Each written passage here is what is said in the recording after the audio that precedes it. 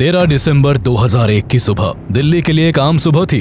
रोज की तरह आज भी पार्लियामेंट में नेताओं की दलीलें चल रही थी। तमाम जर्नलिस्ट पार्लियामेंट के बाहर खड़े होकर देश में चल रहे मुद्दों को डिस्कस कर रहे थे। पार्लियामेंट की सिक्योरिटी भी ठंड में तेज धूप का मजा ले रही थी। हर चीज रोज की तरह नॉर्मल चल रही थी। किसी को नहीं पता था कि आज लोकतंत्र के मंदिर में कुछ बड़ा होने वाला है, इतना बड़ा कि पूरे देश में हड़कंप मचने वाला था। आने वाले पल से अनजान पार्लियामेंट के अंदर दोनों भवन में ताबूत घोटालों को लेकर सरकार और विपक्षी पार्टियों के बीच तीखी बहस चल रही थी। तर्कों के साथ शुरू हुई संसद की कार्यवाही अब जोरदार हंगामे में बदल चुकी थी। स्थिति को बेकाबू होता देख स्पीकर 40 मिनट के लिए सदन को पोस्टपोन कर देते हैं, जिसके बाद प्राइम मिनिस्टर अटल बिहारी वाजपेयी और लोकसभा में ऑपोजिशन की लीडर सोनिया गांधी का काफिला अपने सरकारी आवास की ओर निकल पड़ता है। कई बड़े मंत्री और लीडर घर चले जाते हैं, पर अभी भी पार्लियामेंट के अंदर कई बड़े मिनिस्टर्स मौजूद थे, जिनमें होम मिनिस्टर लाल कृष्ण आडवाणी और सुषमा स्वराज समेत 200 से अधिक मेंबर्स शामिल थे। संसद में मौजूद सभी मेंबर्स में कोई अभी भी सदन में बैठकर अपने कलीग से डिस्कशन कर रहा था, तो कोई कैंटीन और लाइब्रेरी में वक्त गुजार रहा था। किसी को आने वाले पल की जरा भी भनक नहीं थी। इन्हीं सबके बीच वाइस प्रेसिडेंट कृष्णकांत जी भी संसद को छोड़कर अपने सरकारी आवास की ओर निकलने के लिए तैयार थे। उनके इंतजार में बिल्डिंग के गेट के बाहर कई गाड़ियां लाइन से खड़ी थी। संसद के गार्ड्स की नजर वाइस प्रेसिडेंट कृष्णकांत जी की ओर थी, जो गेट नंबर 11 की ओर तेजी से बढ़ रहे थे। कृष्णकांत जी को आता देख सभी गार्ड्स अपनी अपनी पोजीशंस ले लेते हैं, लेकिन तभी 11:40 पर एक सफेद रंग की एम्बेसडर कार तेजी से पार्लियामेंट के अंदर आती हुई दिखाई देती है। वैसे तो किसी आम गाड़ी या इंसान का बिना परमिट पार्लियामेंट के अंदर आना मना है। पार्लियामेंट तक आने के लिए कई जगह चेक पॉइंट्स बने हुए हैं, लेकिन चालाकी और छल की मदद से गाड़ी आसानी से पार्लियामेंट की दहलीज को लांघ गई। इजी एंट्री के लिए गाड़ी के ऊपर लाल रंग की बत्ती लगी थी। साथ ही गाड़ी के विंडशील्ड पर होम मिनिस्ट्री का स्टिकर लगाकर वीआईपी एंट्री ली गई थी। संसद के अंदर आने तक किसी ने इस गाड़ी पर शक नहीं किया, लेकिन जब गाड़ी पार्लियामेंट के अंदर घुसते ही अपनी स्पीड को और तेज कर गेट नंबर 1 की ओर तेजी से बढ़ने लगती है, तो सीआरपीएफ कांस्टेबल कमलेश कुमारी ने गाड़ी को तेजी से बढ़ता देख कुछ अनयूजुअल नोटिस किया। कमलेश कुमारी ने हाल ही में पार्लियामेंट की सिक्योरिटी के लिए काम करने वाली ब्रावो कंपनी को ज्वाइन किया था। जिस वक्त गाड़ी पार्लियामेंट में एंट्री लेती है, तब कमलेश कुमारी सिक्योरिटी राउंड के लिए निकली थी। गाड़ी की रफ्तार और डायरेक्शन को देखकर उन्हें थोड़ा शक हुआ। अपने शक को कंफर्म करने के लिए कमलेश कुमारी ने foreign watch and watch staff JP Yadav को गाड़ी को रोककर चेक करने को कहा, लेकिन गाड़ी इतनी रफ्तार में थी कि उसे रोक पाना मुश्किल था, जिस कारण कमलेश कुमारी गाड़ी को रोकने के लिए उसकी तरफ भागी और अपने आर्म्स को खोलकर उसे रोकने की कोशिश करने लगी। गाड़ी में बैठे आतंकियों को यह देखकर कुछ समझ नहीं आया और कंफ्यूजन में गाड़ी वाइस प्रेसिडेंट के कॉन्वॉय से टकरा गई। इस वक्त तक वाइस प्रेसिडेंट कृष्णकांत जी बाहर आते आते किसी काम की वजह से वापस पार्लियामेंट के अंदर चले गए थे। वाइस प्रेसिडेंट के कॉन्वॉय से टकराने के बाद गाड़ी पार्लियामेंट के ही एक गार्डन में जाकर रुक गई, जहां एक गार्डनर मौजूद था। खुद को बचाने के लिए वो वही पास में ही छुप गया, लेकिन गाड़ी में मौजूद आतंकियों ने उसे देख लिया था, जिस कारण वो जैसे ही गाड़ी से बाहर निकले, उन्होंने सबसे पहले कमलेश कुमारी और फिर गार्डनर देशराज को अपना निशाना बनाया। सभी टेररिस्ट के पास AK-47 राइफल्स, ग्रेनेड लॉन्चर्स और हैंडगन मौजूद थी। इनकी तैयारी से अनजान जेपी यादव भी उन्हें रोकने के लिए उनकी ओर बढ़े, लेकिन जेपी यादव भी खुद को बचाने में असमर्थ रहे और अपनी जान गंवा दी। हालांकि अपने साहस का परिचय देते हुए इन्होंने अपनी आखिरी सांस लेने से पहले पार्लियामेंट के इमरजेंसी अलार्म को बजाकर सभी को चेतावनी दे दी थी, जिस कारण पार्लियामेंट में मौजूद सभी सिक्योरिटी पर्सनल्स हरकत में आ गए। प्लान में शामिल हर आतंकी के पास एक बैकपैक मौजूद था, जिसमें ग्रेनेड्स के साथ कई तरह के हथियार मौजूद थे। अटैक करने के बाद आतंकियों का पहला टारगेट पार्लियामेंट की लॉबी में एंट्री कर सभी सांसदों को हॉस्टेज बनाने का था, जिसके लिए उन्होंने लगातार हवाई फायरिंग करनी शुरू कर दी। पूरा पार्लियामेंट गोलियों की तड़तड़ाहट से सहम उठा। संसद में मौजूद मेंबर्स को बाहर की आवाज तो सुनाई दे रही थी, पर कोई इन्फॉर्मेशन न होने के कारण उन्हें बाहर का हंगामा हमेशा की तरह विपक्षी पार्टी का प्रोटेस्ट लगा। लेकिन वो वक्त दूर नहीं था जब सभी मेंबर्स के बाहर की सिचुएशन को जानने के बाद होश उड़ने वाले थे। ये वही वक्त था जब संसद में मौजूद parliamentary affair minister Pramod Mahajan के फोन की घंटी बजती है। फोन को उठाते ही प्रमोद महाजन के होश उड़ जाते हैं। 2 मिनट के लिए तो उन्हें विश्वास ही नहीं होता कि पार्लियामेंट पर अटैक हुआ है, वो भी टेररिस्ट अटैक। इन्फॉर्मेशन मिलते ही प्रमोद महाजन सभी मेंबर्स को अटैक की खबर देते हैं, जिसके बाद संसद में हंगामा मच जाता है। हर कोई डर से सहमा हुआ होता है। पार्लियामेंट की सिक्योरिटी में लगी पार्लियामेंट सिक्योरिटी सर्विसेज अपना पहला कदम उठाते हुए बिल्डिंग की सभी खिड़कियों और दरवाजों को बंद कर देते हैं। कमलेश कुमारी और जेपी यादव को मारकर सभी टेररिस्ट 2 और 3 के ग्रुप में बंटकर तेजी के साथ गेट नंबर 5 की ओर बढ़ते हैं, जहां से प्राइम मिनिस्टर का आना जाना होता था। इस गेट के एक्सेस के साथ आतंकी सीधे पार्लियामेंट के अंदर आ सकते थे, लेकिन यहाँ मौजूद सिक्योरिटी को जेपी यादव के कारण पहले ही इंफॉर्मेशन मिल चुकी थी और उन्होंने यहाँ के दरवाजे को बंद कर दिया था, जिस कारण आतंकी बौखला गए और लगातार फायरिंग करते हुए दूसरे गेट की ओर बढ़ने लगे। लेकिन यहाँ इन आतंकियों पर पहले से ही घात लगाए बैठे सीआरपीएफ कांस्टेबल संतोष कुमार ने एक एक करके सभी को छलनी कर दिया। कांस्टेबल कुमार ने पहले 2 आतंकियों पर निशाना साधा और फिर तीसरे को टारगेट किया, लेकिन अपने बचाव में तीसरे आतंकी ने लगातार कांस्टेबल कुमार पर अपनी AK-47 से वार करने की कोशिश की, पर एग्जैक्ट लोकेशन पता न होने के कारण इसका कोई फायदा नहीं हुआ, जिसके बाद कांस्टेबल कुमार की तीसरी गोली से आखिरी आतंकी भी मारा जाता है। इस वक्त तक 3 आतंकी खत्म किए जा चुके थे, पर अभी भी 2 टेररिस्ट जिंदा थे और दोनों लगातार फायरिंग करते हुए अलग अलग गेट्स की ओर बढ़ रहे थे। लेकिन जब दोनों ने देखा कि पार्लियामेंट के सभी दरवाजे बंद हो चुके हैं, तो इनमें से एक ने दूरदर्शन केबल की मदद से पार्लियामेंट के फर्स्ट फ्लोर पर क्लाइम करने की कोशिश की, लेकिन इस कोशिश को जवानों ने गोली मारकर नाकाम कर दिया।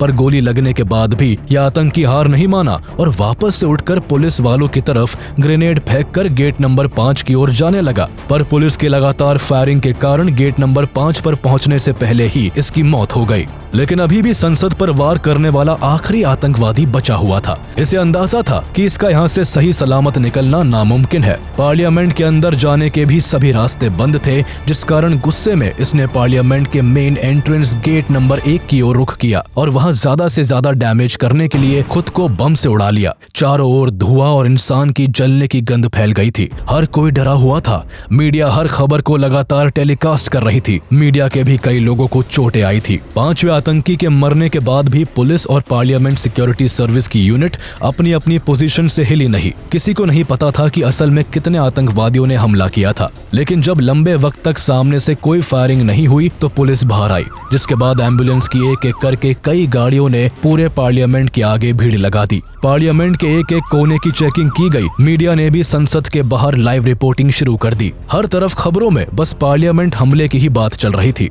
हमले के पूरे 3 घंटे बाद सभी पार्लियामेंट मेंबर्स को संसद से बाहर लाया गया। करीब 45 मिनट तक चले इस आतंकी हमले में संसद के सुरक्षा कर्मी और दिल्ली पुलिस ने अपने पूरे साहस के साथ आतंकियों के हमले का मुंह तोड़ जवाब दिया और 5 आतंकियों को मार गिराया। हालांकि आतंकियों का सामना करने में दिल्ली पुलिस के 6 ऑफिसर्स और पार्लियामेंट सिक्योरिटी सर्विस के 2 सुरक्षा कर्मी वीरता और साहस का एग्जाम्पल सेट करते हुए अपने प्राण देश के लिए न्यौछावर कर गए। जिंदगी और मौत की इस लड़ाई में एक गार्डनर की भी जान चली गई, साथ ही करीब 18 लोग घायल हो गए। पार्लियामेंट पर हुए इस हमले के बारे में किसी को कोई भनक नहीं थी। कोई ये भी नहीं जानता था कि हमला करने वाले 5 लोग कौन है, लेकिन उनके पास से बरामद हुए सामान से ये साफ हो गया था कि ये किसी और का नहीं बल्कि पाकिस्तान का ही काम है। सभी टेररिस्ट के पास मौजूद बैग्स में अच्छी मात्रा में ड्राई फ्रूट्स मिले, जो इन्होंने सांसदों को हॉस्टेज बनाने के बाद के लिए रखे थे। इनका मकसद पार्लियामेंट के अंदर बैठकर हॉस्टेजेस के जरिए भारत सरकार से अपनी डिमांड को मनवाने का था।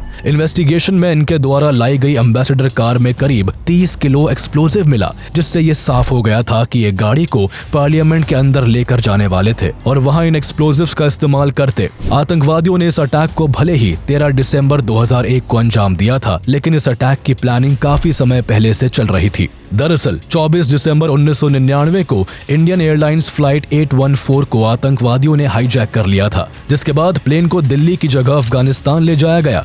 यहाँ आतंकियों ने भारत सरकार से नेगोशिएशन किया और आखिरी में हॉस्टेज को छुड़ाने के लिए भारत सरकार को 3 टेररिस्ट को रिलीज करना पड़ा। रिलीज किए गए 3 टेररिस्ट में एक मौलाना मसूद अजहर भी था। भारत की जेल से रिहा होने के बाद मसूद अजहर 2000 में जिहादिस्ट टेररिस्ट ग्रुप जैश-ए-मोहम्मद को बनाता है और भारत पर अटैक करने की प्लानिंग शुरू कर देता है। उसे कैसे भी करके भारत सरकार से बदला लेना था और इस बदले की आग में अजहर ने लोकतंत्र के मंदिर पार्लियामेंट पर अटैक करने का प्लान बनाया। हालांकि हालांकि प्लान को बनाने के लिए सबसे पहले अजहर को कुछ लड़कों की जरूरत थी जो उसके नापाक इरादों को पूरा करने के काम आने वाले थे। अजहर कश्मीर के कुछ ऐसे लोगों की तलाश में था जो उसके इस मंसूबे को पूरा कर सके। अजहर ने इस मिलिटेंट ग्रुप को तैयार करने के लिए इंडियन एयरलाइंस फ्लाइट 814 के हाईजैकर्स में से एक मोहम्मद अलियास सनी अहमद काजी की मदद ली। अहमद काजी के साथ मिलकर 5 लड़कों का एक ग्रुप तैयार किया गया। इस ग्रुप में सभी वो लोग थे जो अजहर के मकसद को पूरा करने के लिए अपनी जान भी दे सकते थे।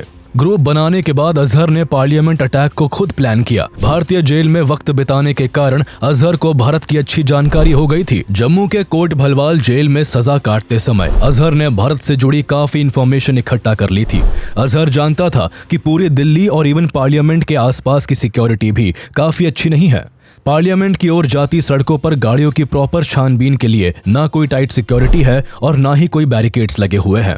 बस इसी वीक सिक्योरिटी का फायदा उठाकर अजहर अपने मंसूबों को पूरा करना चाहता था। उसे ये भी पता था कि इस एरिया में सीसीटीवी कैमरास की संख्या भी काफी कम थी। इन्हीं सब बातों को ध्यान में रखकर अजहर ने अपनी टीम को पूरा प्लान समझाया। पार्लियामेंट के मेन गेट को राइट साइड से जाकर इजीली एक्सेस किया जा सकता था, लेकिन यहाँ तक पहुँचना इतना भी आसान नहीं था, जिस कारण पैदल जाने की जगह गाड़ी के इस्तेमाल को प्रायोरिटी दी गई। प्लान के हिसाब से सभी आतंकियों को गेट नंबर 1 के पास आकर मूविंग कार से जंप करना था और कार में ग्रेनेड फेंकना था, जिससे मूविंग कार गेट नंबर 12 पर पहुंचकर ब्लास्ट हो जाए, जिससे पार्लियामेंट की पूरी सिक्योरिटी गेट नंबर 12 की ओर भागेगी और इस बीच सभी टेररिस्ट गेट नंबर 1 से पार्लियामेंट के सेंट्रल हॉल में घुस जाएंगे और सभी एमपीज को हॉस्टेजेस बनाकर मसूद अजहर को कॉल करके इन्फॉर्म करेंगे, जिसके बाद अजहर एमपीज के बदले भारत सरकार से अपनी मनमानी ख्वाहिशें पूरी करवाएगा। बस इसी प्लान को एग्जीक्यूट करने के लिए मसूद अजहर ने गाजी बाबा नाम के एक पाकिस्तानी नेशनल से कांटेक्ट किया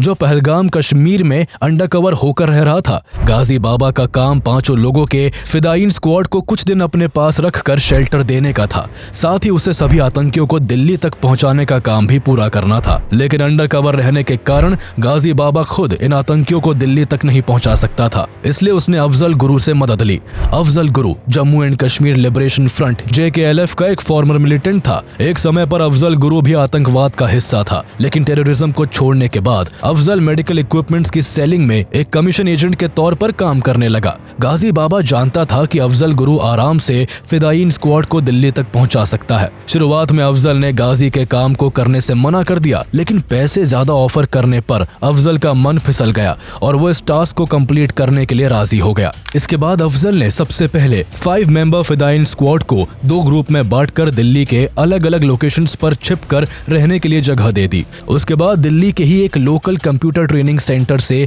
सभी के लिए फेक आइडेंटिटी कार्ड्स बनवाए गए। अब प्लान को एग्जीक्यूट करने के लिए इन्हें एक गाड़ी की जरूरत थी, जिस कारण सभी ने करोल बाग जाकर वहां से एक व्हाइट एम्बेसडर कार को खरीद लिया। साथ ही कश्मीरी गेट से एक रेड बीकन भी खरीदी, जिसके इस्तेमाल से अटैक वाले दिन सभी चेक पॉइंट्स को इजीली पार किया जा सकता था। अटैक से पहले कई दिनों तक सभी ने प्लानिंग की और अटैक से 1 हफ्ता पहले सभी दिल्ली के होलसेल स्पाइस मार्केट खारी बाउली को विजिट करते हैं। अफजल ने यहाँ से काफी मात्रा में ड्राई फ्रूट्स खरीदे, जिनका इस्तेमाल हॉस्टेज की सिचुएशन में किया जाना था। ड्राई फ्रूट भी था, खाने वगैरह थे। इसके बाद सभी ने ब्लैक मार्केट से कई केमिकल्स भी परचेज किए, जिसके इस्तेमाल से एक्सप्लोजिव्स बनाए जा सकते थे। पूरी प्रिपरेशन खत्म होने के बाद सभी अपना आखिरी मील लेने के लिए ओल्ड दिल्ली के एक फेमस रेस्टोरेंट को विजिट करते हैं, जहां सभी पेट भरकर मटन और कबाब खाते हैं। ये मील इनकी लाइफ का आखिरी मील भी हो सकता था, जिस कारण अफजल सभी को जितना मन करे उतना खाने को कहता है। बस इसी दिन के बाद सभी अपनी मौत को दावत देने के लिए 13 दिसंबर को फुल प्रिपरेशन के साथ पार्लियामेंट पर अटैक करने के लिए निकल जाते हैं। पर अफसोस, संसद को तबाह करने का इनका मकसद केवल मकसद ही बनकर रह जाता है। अटैक के बाद जहां एक तरफ पुलिस की इन्वेस्टिगेशन चल रही थी, लोग अरेस्ट हो रहे थे, तो वहीं दूसरी ओर भारत सरकार भी ईंट का जवाब पत्थर से देने के लिए तैयार हो रही थी। अपने देश पर ऐसा हमला होता देख भारत आखिर कैसे चुप बैठ सकता था। अटैक के कुछ समय बाद ही अटल बिहारी वाजपेयी लाइव आकर इस बात की अनाउंसमेंट करते हैं कि भारत के लिए आतंकवाद एक बड़ी चुनौती है और अगर दुश्मन हम पर वार करता है तो हम भी जवाब देने के लिए तैयार है। संसद भवन के बाहर आतंकवादियों की पड़ी हुई लाशें, उनका पाकिस्तानी होने का सत्य हमने पहले भी कहा था और फिर दोहरा रहे हैं कि आतंकवाद का खात्मा हम अपने बल पर करेंगे। पीएम की इस शॉर्ट स्पीच के साथ ही होम मिनिस्टर एल.के. आडवाणी ने भी साफ शब्दों में कहा था कि भारतीय संसद को चोट पहुंचाने का काम पाकिस्तानी टेररिस्ट ऑर्गेनाइजेशन लश्कर-ए-तैयबा और जैश-ए-मोहम्मद ने एक साथ मिलकर किया है और ये ऑपरेशन पाकिस्तान की ISI के गाइडेंस में किया गया है। अटैक करने वाले 5 टेररिस्ट पाकिस्तान के रहने वाले हैं। भारत इस अटैक को हल्के में नहीं लेगा और दुश्मन को मुंह तोड़ जवाब दिया जाएगा। इसके बाद जल्द ही इंडियन आर्मी को पाकिस्तान की सीमा की ओर मोबिलाइज किया जाने लगा और अटैक के 2 दिनों के बाद ही भारत ने 15 दिसंबर 2001 को ऑपरेशन पराक्रम लॉन्च कर दिया। भारतीय सेना ने ballistic missile, tank, motor, artillery और 5 लाख से अधिक सैनिकों को पाकिस्तानी सीमा पर तैनात कर दिया। पूरी दुनिया में न्यूज फ्लैश होने लगी कि भारत पाकिस्तान पर अटैक करने वाला है। सभी देशों की भारत के एक-एक कदम पर नजर थी। हर कोई भारत के अगले एक्शन का वेट कर रहा था। इस ऑपरेशन को लॉन्च करने के लिए भारत इतना सीरियस था कि 10 महीनों के लिए सभी आर्मी अफसरों और सैनिकों की छुट्टियों को रद्द कर दिया गया। भारत तैयार था। हालात नाजुक बने हुए थे। किसी भी वक्त भारतीय सेना LOC क्रॉस कर पाकिस्तान पर हमला कर सकती थी, लेकिन तभी कुछ ऐसा होता है जिसने पूरे ऑपरेशन की दिशा ही बदल जाती है। दरअसल इस बीच पाकिस्तानी प्रेसिडेंट जनरल परवेज मुशर्रफ का एक बयान सामने आता है जिसमें कहा जाता है कि पाकिस्तान अपनी ओर से आतंकी गतिविधियों को बढ़ावा नहीं देगा। परवेज मुशर्रफ के स्टेटमेंट के साथ ही पाकिस्तान में 6 टेररिस्ट ऑर्गेनाइजेशंस को बैन कर दिया जाता है। दरअसल परवेज मुशर्रफ ने इस तरह का बयान सिर्फ इसलिए दिया था जिससे इंटरनेशनली भारत पर प्रेशर पड़े और वो वॉर को रोक दे। मुशर्रफ के बयान से ऐसा लगा जैसे वो भारत से वॉर नहीं बल्कि दोस्ती चाहता है, लेकिन आने वाले सालों में ये बात भी गलत साबित हुई। मुशर्रफ के स्टेटमेंट के बाद भारत पर वॉर को रोकने का प्रेशर बना हुआ था, जिस कारण वॉर की पूरी तैयारी होने के बाद भी पाकिस्तान की सोची समझी चाल के कारण भारत को वॉर रोकना पड़ा। जिसके बाद अटल बिहारी वाजपेयी ने एक स्टेटमेंट रिलीज करते हुए वॉर पर क्लैरिटी देते हुए कहा कि भारत पाकिस्तान पर कोई अटैक नहीं करेगा। पीएम के स्टेटमेंट के साथ ही सेना को अपना कदम रोकना पड़ा और फाइनली अक्टूबर 2002 में भारत की ओर से ऑपरेशन पराक्रम की समाप्ति की घोषणा की गई। इस ऑपरेशन के जरिए पाकिस्तान को इतना तो समझ में आ गया कि भारत आतंकवाद को ना शरण देता है और ना सहता है, फिर चाहे उसके लिए जंग ही क्यों ना करनी पड़े। भारत ने पाकिस्तान पर अटैक तो नहीं किया, लेकिन भारत के लिए पार्लियामेंट अटैक में जिम्मेवार हर एक मुजरिम को सजा देना जरूरी था। भारत के पार्लियामेंट पर अटैक की खबर पूरी दुनिया में आग की तरह फैल चुकी थी। हमला बड़ा था, इसलिए इन्वेस्टिगेशन भी बड़े लेवल पर शुरू की गई। दिल्ली पुलिस इस घटना की डिटेल इन्वेस्टिगेशन शुरू करती है। सबसे पहले पार्लियामेंट के हर एक एरिया को एग्जामिन किया जाता है। उसके बाद अटैक के लिए इस्तेमाल की गई कार के बारे में पता लगाया जाता है। कार के साथ प्रूफ के तौर पर पुलिस के पास आतंकियों के फोन भी मौजूद होते हैं, जिनमें पड़े सिम पुलिस के लिए बेहद मददगार साबित होते हैं। सिम और गाड़ी की बदौलत जल्द ही जैश-ए-मोहम्मद के 4 आतंकवादियों को पोटा कानून के तहत गिरफ्तार कर लिया जाता है। इन 4 लोगों में अफजल गुरु, उसका चचेरा भाई शौकत हुसैन गुरु, शौकत की पत्नी अफजान गुरु और DU के प्रोफेसर SAR गिलानी शामिल होते हैं। SAR गिलानी मूल रूप से कश्मीर के बारामूला जिले के रहने वाले थे और उस वक्त दिल्ली यूनिवर्सिटी में अरबी भाषा के प्रोफेसर के तौर पर पढ़ाया करते थे। गिरफ्तारी के बाद आगे की जांच में ये साफ हो चुका था कि सभी आतंकी पाकिस्तान से थे। अटैक में पाकिस्तान की ISI का भी इन्वॉल्वमेंट था। भारत की जनता अटैक में शामिल लोगों के लिए फांसी की सजा की मांग कर रही थी, लेकिन पुलिस की कार्रवाई और कोर्ट के फैसले से पहले कुछ भी नहीं कहा जा सकता था। गिरफ्तारी के बाद पुलिस सभी आतंकियों को रिमांड पर ले लेती है। सभी पर मुकदमा चलाया जाता है, लेकिन सबूत के अभाव में एक लंबे ट्रायल के बाद शौकत की पत्नी अफजान को रिहा कर दिया जाता है। वही बाकी तीनों को दिल्ली के पोटा कोर्ट में फांसी की सजा सुनाई जाती है। वही 2003 में इस हमले के मास्टरमाइंड और जैश-ए-मोहम्मद के कमांडर इन चीफ गाजी बाबा को BSF ने श्रीनगर के नूर बाग इलाके में मार गिराया। पोटा कोर्ट से फांसी की सजा मिलते ही तीनों लोग दिल्ली हाई कोर्ट में चैलेंज करते हैं। गिलानी का केस उस समय सबसे फेमस और महंगे एडवोकेट राम जेठमलानी लड़ते हैं। इसका केस लड़ने के पीछे इस केस की पॉपुलैरिटी थी। अटैक के बाद गिलानी दिल्ली में काफी पॉपुलर हो चुका था। कई लोग गिलानी को सपोर्ट कर रहे थे, जिसके बाद 2003 में सबूतों के अभाव में गिलानी को भी छोड़ दिया जाता है। हालांकि शौकत और अफजल की फांसी अभी भी बरकरार थी, लेकिन बाद में सुप्रीम कोर्ट शौकत की फांसी की सजा को 10 साल की कठोर सजा में बदल देता है।